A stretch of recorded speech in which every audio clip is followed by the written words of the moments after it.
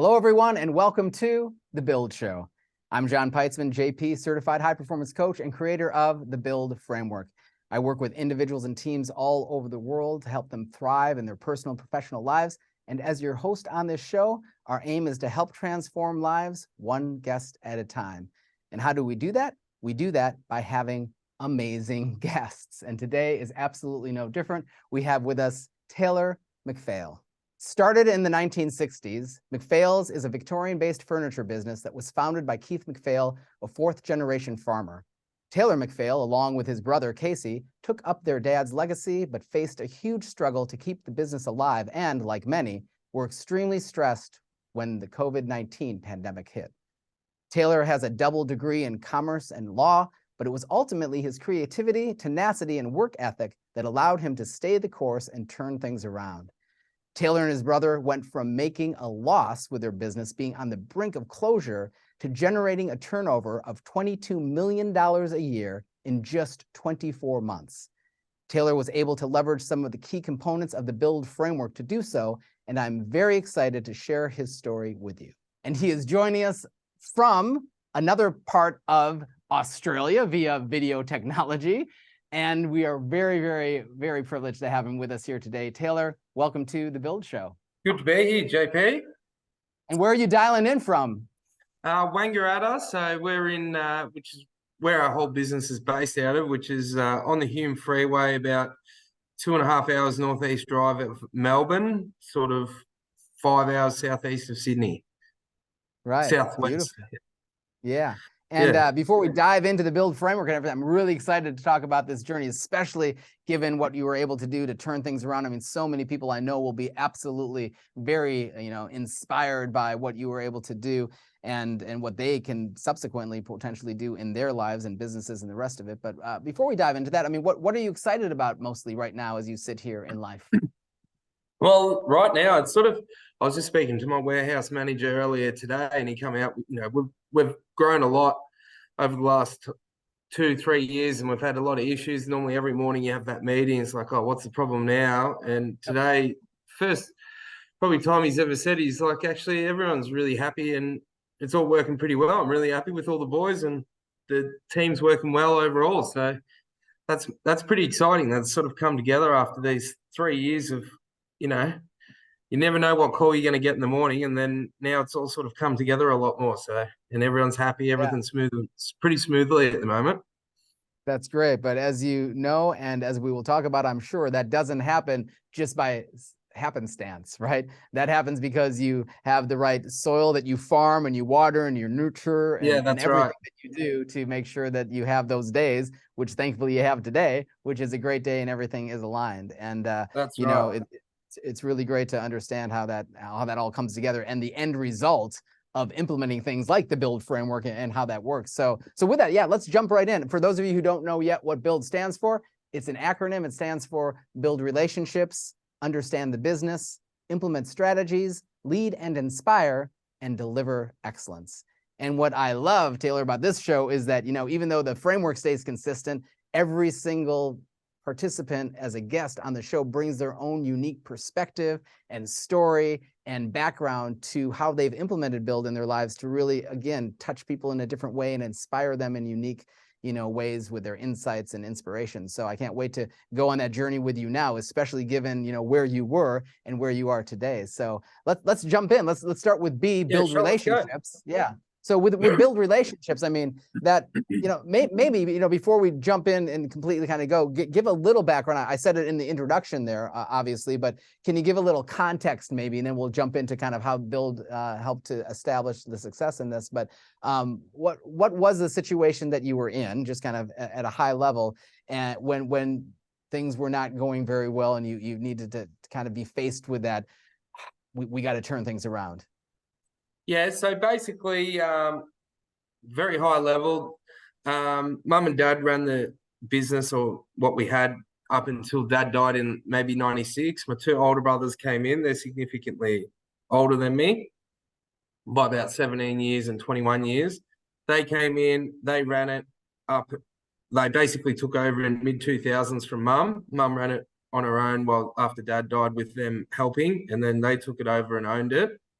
at that point in mid-2000s, they went and started importing furniture themselves instead of buying it off wholesalers out of Melbourne or Sydney.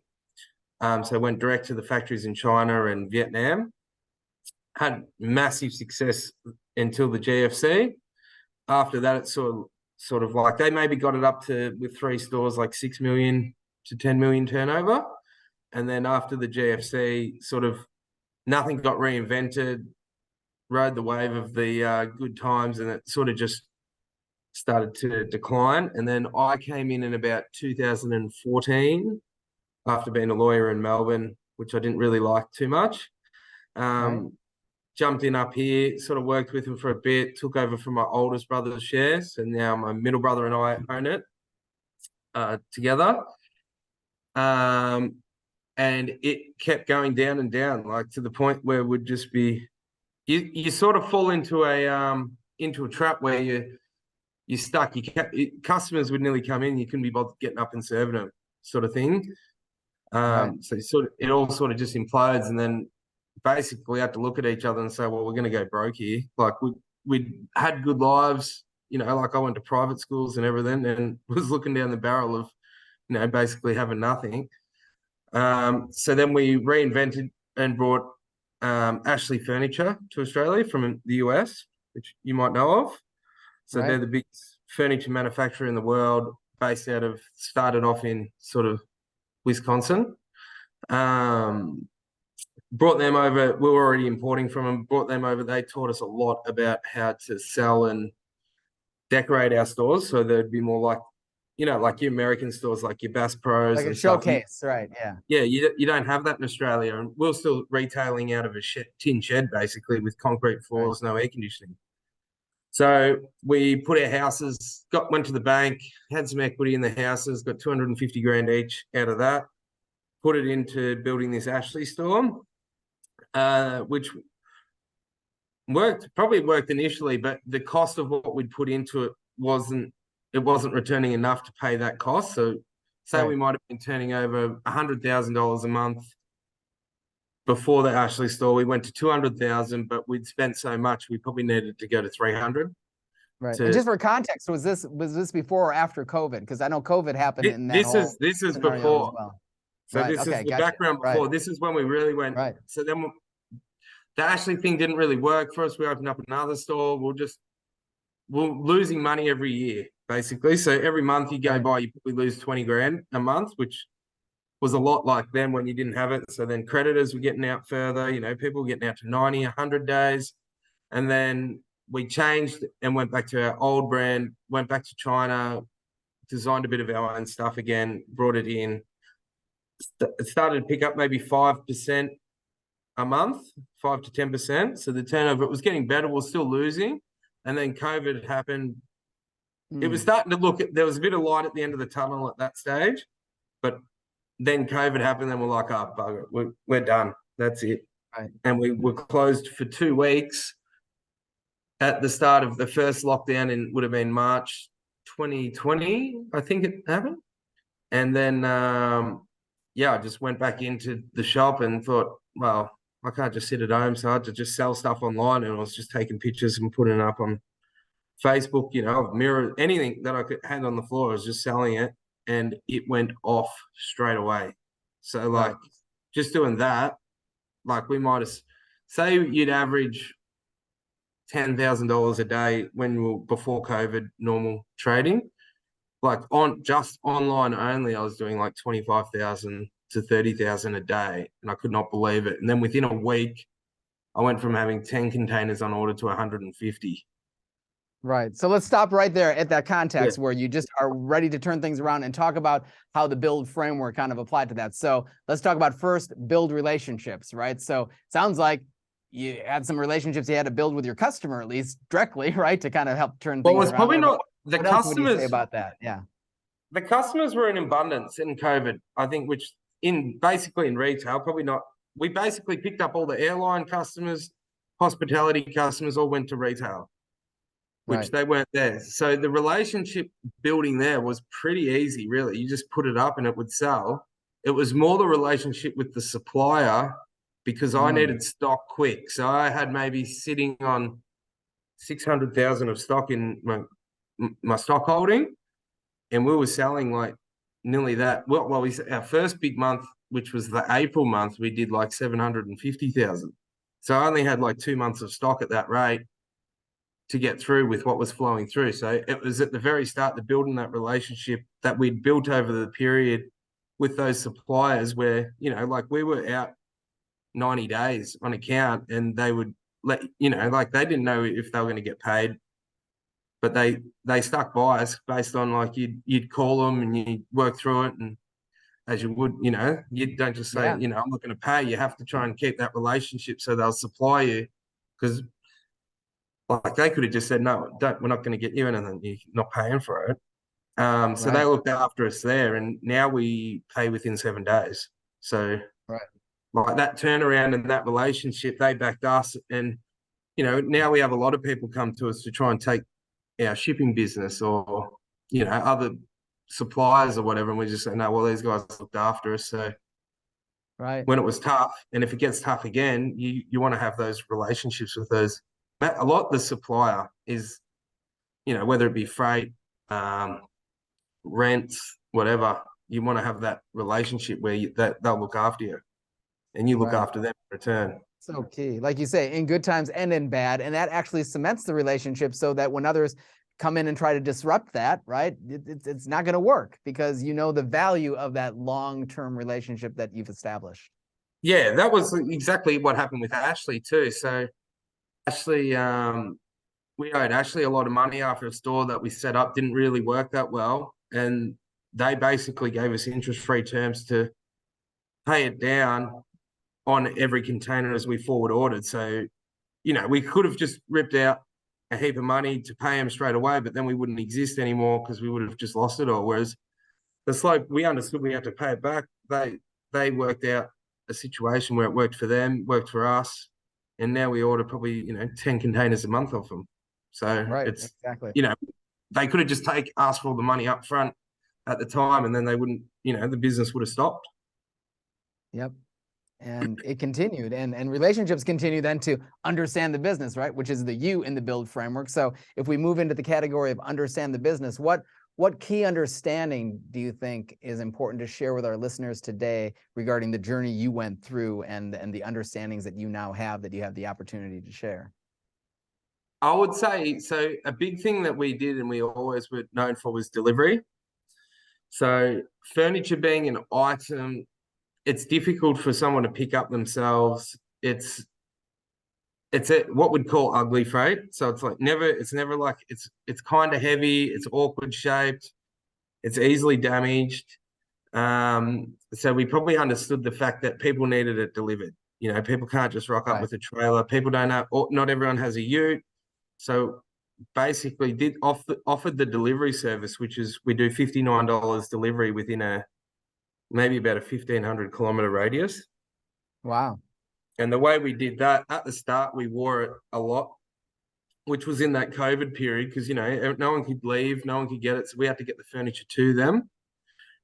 We wore it a lot, but my brother and I both drive the trucks as well. So, we weren't working as much in the retail side because your shop was closed. You're just all online. So we'd just do the runs Right. ourselves. Like we didn't need to get paid like you'd have to pay a driver at the time.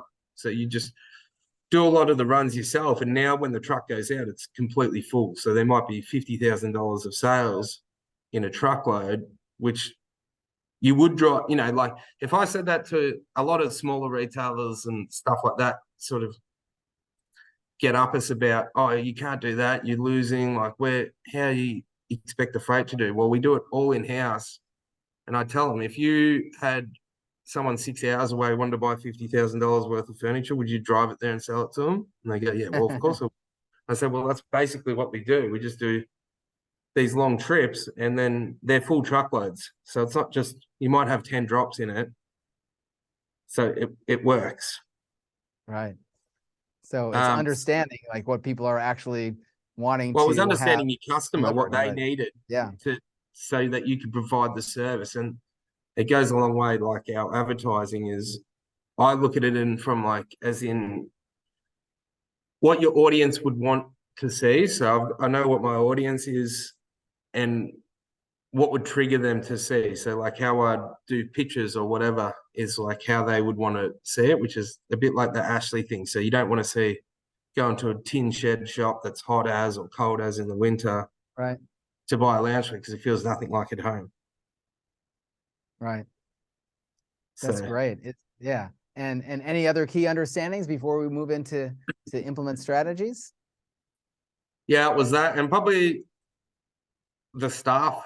Like so, our team is really good right now. So you obviously need to understand how that works, and that changed a lot over COVID, and expectations of either working at home or there's a lot of free money on the table too. So wages increased pretty quickly for us here when as the job rate fell, the unemployment rate, the wages everyone was throwing around was crazy. It used to be like 50,000 was a lot. Now it's like minimum sort of 60, 80,000. So just Right. understanding, what they're going to need, and so you can retain people rather than just get new people all the time and have to Right. retrain and stuff like that. Yep. And I love how that automatically flows, right? Because you have those relationships with not just the customers, like you said, but the suppliers and your employees as well. So you understand Yeah.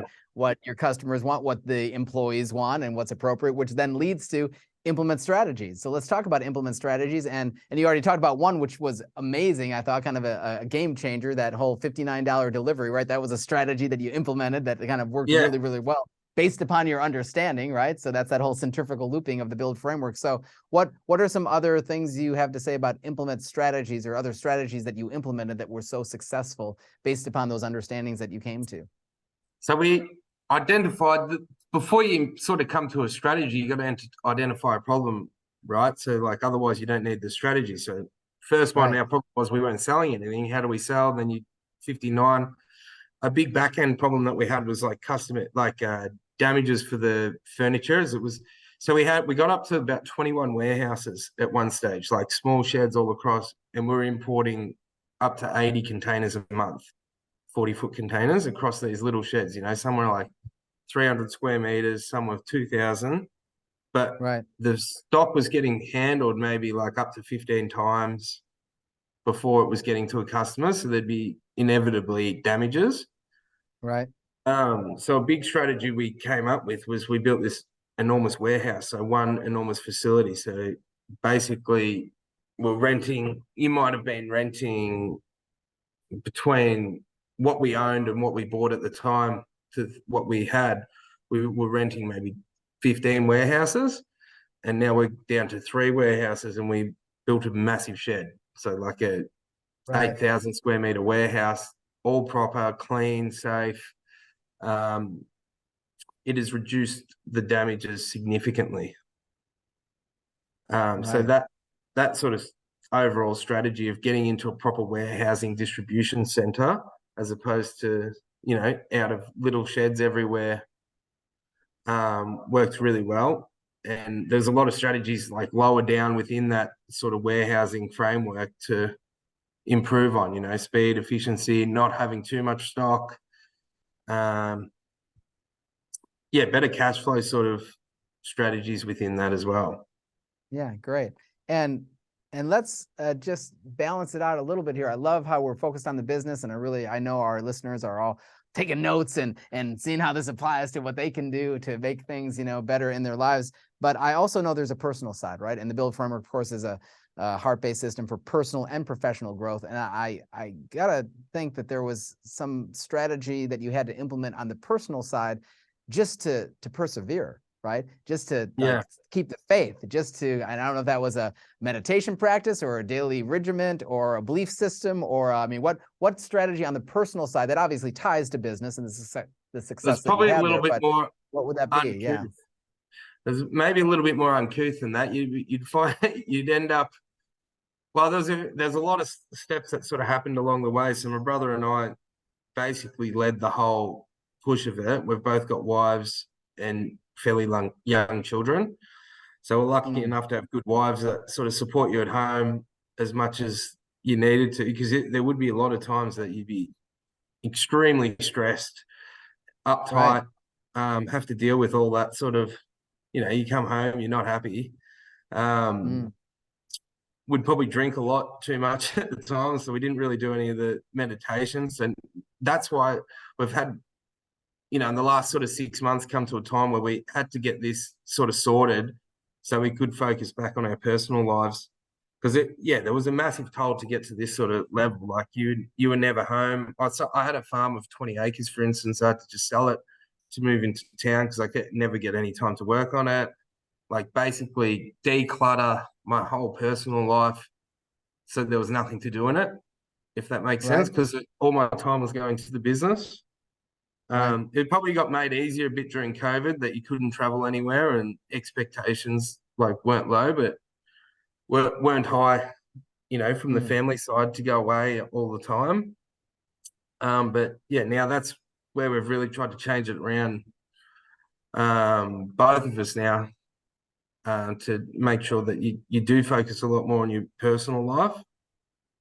It probably would have been hard to, or near impossible to do what we did and have like a squeaky, like you just wouldn't, I wouldn't be able to see how you could do it squeaky clean where you were not stressed at the time for Right. what we did. But yeah, now it's all good and you sort of forget those stress times. Right.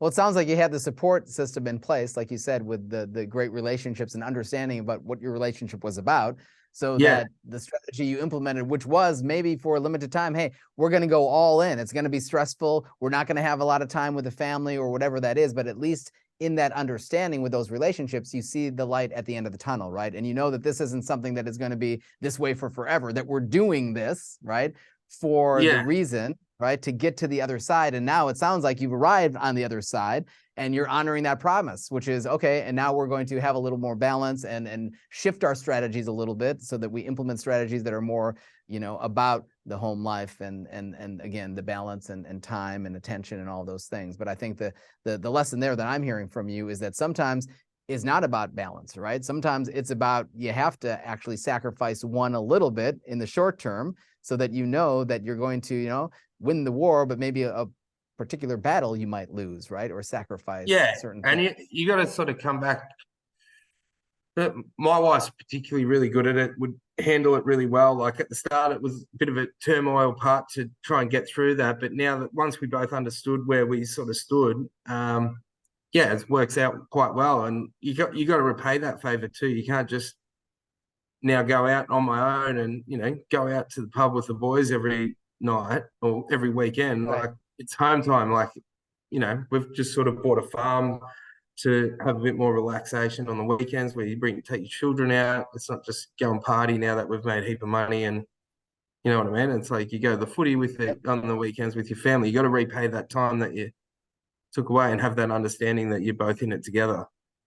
Right. Absolutely. Through thick or thin, as they say, right? Which That's leads right. then to L, lead and inspire, right? So Yep. let's talk about both. Let's talk about how you lead and inspire in this massive company that you've built. And let's talk about how you also lead and inspire in the home life.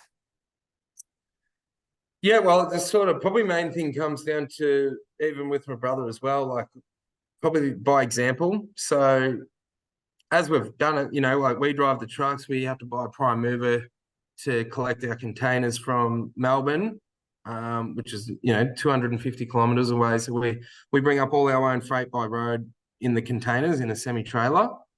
When we bought that semi-trailer, him and I both went and got licenses. So if someone lets you down or whatever, you just get in the truck and drive it yourself. And then coming from a boss perspective, for everyone else to see that you can just get in there and do it yourself. Like I'll go down and sweep the floor if I have to. I don't care whatever it needs to be done. Right.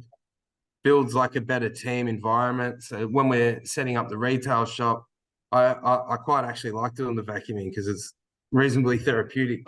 But it's it's a Yes. good look too. You know what I mean? Yes. To work the weekends ourselves as well and not just expect staff to do it all the time. It's like gives everyone a bit better buy-in. So, like we'll work over Easter particularly. My brother and I'll probably work over so everyone can have a good family time themselves. But then other long weekends, a lot of our sales staff are working because the retail store only shuts 4 days a year. other long weekends, the retail staff are working, not being with their families on long weekends. Right. So, or just weekends in general, having to, sacrifice your Sunday to go to work, and then you still work 5 days a week on top of that. Yeah, if you didn't do it yourself and lead, so like I'm missing out on my time, and you know what I mean? Yep. Example, example, example. They say that about children. Yeah. That's the three things that matter the most. Example, example, example, right? But that applies Yeah. to the workforce as well, right? 100%. So that's probably how we lead. I don't really see that we'd do anything, different. Like, I'm not a motivational speaker or anything like that where I'll get up and try and rev them all up. It's just more like, let's just get the job done, whether it be unloading a container, carrying couches around on my shoulder. Like, at least, it just shows that you can do everything, and everyone else should be able to do everything. Right. And you get engaged, right? And you build those relationships, right? And you roll up your sleeves, and you're working with them, next to them, and doing the same things. And I think that's so important, so that people see that literal teamwork and that family, in a way, that you've created within the work environment. Yeah, and probably just don't expect people to do something that you wouldn't do yourself. So, right, a lot great. of the time. And on the personal front, anything different? I mean, that's example as well, I'm sure. Example, 3 examples at work and at home. But is there anything that you would modify or shift from a standpoint of leading and inspiring as it relates to your home life? Yeah, similar sort of thing. Just be of your word, help out at home too. Like, as much as my wife probably doesn't think I do, but take the bins out like at least once a week. She's watching this now. She's gonna play this back on a loop. Yeah, I'm worried about that. But exactly. yeah, just do like what you got to do. Like, so I have this joke with my wife about I do the outside's my problem. So like mowing the lawns, or doing the gardening, but sometimes you get a little help there. And like I said, well, the inside's your job, so Right. I'll There you help you a go. little bit. But like, you just have you sort of got to stick to your word on that too. And like, don't let if the outside goes to the lawns are real long, and there's mess everywhere, and then you come in, you can't. What are you gonna? You're not going to say, oh well, why aren't the bins taken out? You got, should we start getting up Right. there about the outside being bad? So you got to sort of stay your word. If that's your role, you just do your role. Make sure you do it. Right. So important. Honor your role. I mean, it's simple stuff, but so profound, and the impact is huge. Just, doing what you say you're going to do, and say what you're going to do. And I mean, so many people don't live by that. So I appreciate that's one of the strategies that you implement, both personally and professionally, which leads to, of course, deliver excellence, right? So you're implementing those strategies, in doing that, you're leading and inspiring, and all this comes together in the heart and delivering excellence. And what does excellence look like? I mean, 22 million in 24 months, that's pretty good. I guess anyone would probably argue that that's excellence, right? But above the numbers and beyond all that, what is the way that you really define excellence, and how do you deliver that? That's a sort of like, I suppose, like a tough one, but to get there, you need like the little things like customer satisfaction. So there's how many times you go and buy something, and then even for a car, right? This is the best example. They all sell on warranties, 7-year warranties. You take your car back because something's broken. Oh no, you've done that after. Like, nothing ever gets fixed, Right. like you buy, it's like a $70,000 car, and like there's something wrong. There's a tick in the motor. Oh no, you must have done that yourself or whatever. So there's no like warranty on that. Ours is like, you open it from the box, it's scratched or whatever, or a table crack. So often where we're sort of located, you get a lot of cracking in tables. We just swap it over, get it sorted. We've got a full department that's basically dedicated to, trying to keep that customer satisfaction high. You do have a lot of people, well, not a lot, maybe 1%, I suppose, of people that'll do phony claims, or they've changed their mind and they're just trying to get out of it. You've kind of got to see through that a little bit, because if you bow down to every one of them, you'll go broke. But most, I would say, 99% of our claims would be genuine, because we box, everything comes boxed. It goes to a customer box. We haven't inspected it. We pay a bit more from the factory to make sure the QC's done really well there, but if you opened it here, delivered it, opened or whatever, you're going to get more damages. So it's best to do it that way. Yeah, 99% of the time, the product's in good condition. Everyone's happy. Sometimes it's not, or you sort that problem out and you address that so that you are delivering a top-notch quality product and experience as well for the customer. And often they'll keep coming back. You know, you might have a problem, but we've fixed it. They'll come back and they'll buy more. Right. And that's great. And do you quantify that, like with the customers? Do you have a survey that you then send out to see, you know, how they're feeling about that? Or do you just word of mouth, or do you hear the feedback from other people that come in because they were referred? Or what kind of metric do you have in place, if any, that kind of gauges that customer service experience? We don't really have many, but through our Facebook advertising, like we'll do a post and we'll get maybe 10, 15 comments straight away about how great their customers experience great service. So that starts to happen a lot. We had an article that went about our story in news.com, and there might have been 1,000 comments on them, and I think only about 3 or 4 were negative out of all of that. Like it was, it was amazing. Most of those articles that go, you got keyboard warriors sort of slag down anything that happens that's good. Yeah, we had a lot of positivity, which I don't know. You never expect. You always get nervous if these things go out. And, someone says, "Oh, they made 22 million." They think you've actually made 22 million and put it in your pocket as well. Right. Like that's a turnover. That's just what you've sold. You obviously got to pay for everything. But yeah, that's probably how we measure it. As I said, a lot of things have changed. Now we've got a bit more time to focus on, actually measuring things, because the labor side of the business has got a lot easier through the implementing the strategies. Now we can go back and, focus better on advertising and deliver like a better advertise. Like at the moment, we sort of throw money here, there, and everywhere with no real sort of idea, but we'll spend a bit more time on trying to get that better, try and get the website, just make everything a bit nicer and a bit better. Have the store always had a lot of attention. So probably in the deliver excellence side, when we first did the Ashley store, we were sort of, as a family, renowned for cutting corners and just, reusing something or not quite doing it right. Just get the job done so it looks near enough's good enough. And the builder I was working with, I was like, "Oh, don't worry about that wall, just leave it." It was timber boards. And he's like, "Mate, I've done all this other nice work. I'm not leaving that as timber board. You just pay for the plaster and I'll hang it all and do it all for the labor for free. So the job's finished properly."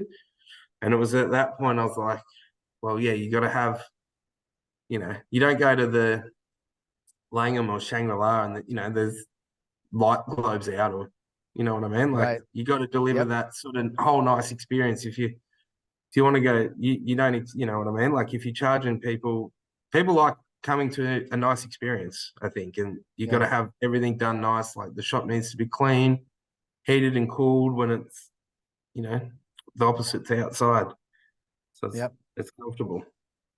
No, I love that. And I love how even at the level that you're at and have arrived at, that it's that centrifugal looping where you go back to the relationships, you go back to understanding things even further, like you said, like marketing and things, so you can implement even better strategies, right? That's not really maybe shotgun approach, but more kind of targeted, so that you can lead and inspire in a new way, so that you can then raise the level of excellence that you deliver. So it's kind of a never-ending loop in a way, right? That continues to propel you forward into the future. So I love that. And it all comes back to like the understanding the business. So a lot of those things is understanding your customer. Our customer isn't a like a 20-year-old kid looking to furnish their first house. Our customer is someone like a new young family or an older couple that's resizing. It's like how people want to go. It's like how someone wants to stay at the Shangri-La and someone wants to stay at the budget motel. They do it for the reason they want to do it, and you got to understand that there is people out there looking for that. So they're not just always after something cheap as well. They want an experience and, a service. Absolutely. Well, that's so great. And there have been so many insights that you've shared across the whole framework that I know our listeners are absolutely writing down and taking special note to apply in their lives. Finally, I mean, how can people get a hold of you, or if they are looking to outfit their house with some furniture, which is amazing, or anything else that you deliver? What's the best way to get a hold of you? The best way is like through our website. We've put on a little, I suppose, like a dongle link that it says text us, or through Facebook Messenger. That goes to about 6 of our phones directly through an app. So that was like another strategy we put on. So we had all these messaging, Google messaging, Facebook, Instagram, all going to different platforms that you had to check. And then there's this one company that basically compiles them all into one and sends it through as a text message servicing. So we don't do any auto replies or anything. You're actually talking to a real person, one of the sales staff, myself even. Right. Some people in the office. So that's probably the easiest way. That everyone is pretty keen to get back to it. They work on some commissions. So yeah, I think their response time is under 30 seconds. Great. Which is what is that? We'll put it on the screen here, but what is that website that they should go to? McPhails.com.au. So it's McPhails.com.au. Great. Well, we'll put that up on the screen, and I'm sure you will get many, many people texting you, and it will get to your phone maybe, and you'll be talking maybe to Taylor momentarily, those of you watching the show right now. So thank you, Taylor, so much. It's been a privilege to talk to you here today, and thank you for sharing the insights that you shared. Yeah, thanks a lot for having me. It was great. And thank all of you for joining us here as well. For more great resources to help you become your best self, including free worksheets and downloads, make sure to check out thebuildframework.com. That's it for this episode. I'm JP. We'll see you next time on The Build Show.